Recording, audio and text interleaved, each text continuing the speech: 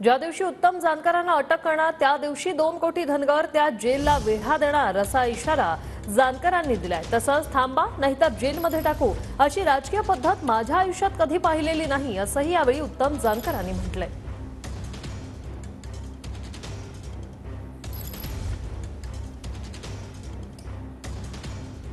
तुम्ही जर थांबला नाही तर तुम्हाला जेलमध्ये टाकू ही राजकारणाची पद्धत मी माझ्या आयुष्यामध्ये कधी पाहिली नव्हती। पण मला या सरकारला एक सांगायचं आहे,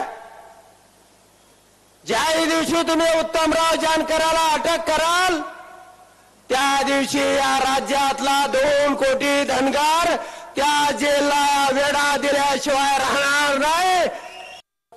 सोलापूरमध्ये मी तिकीट मागितलेलं होतं,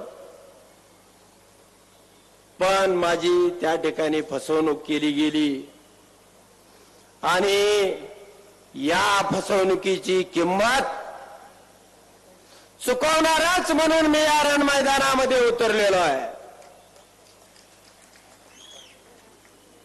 मित्रांनो, अनेक संकटाचा सामना करत मी इथपर्यंत आलेलो आहे।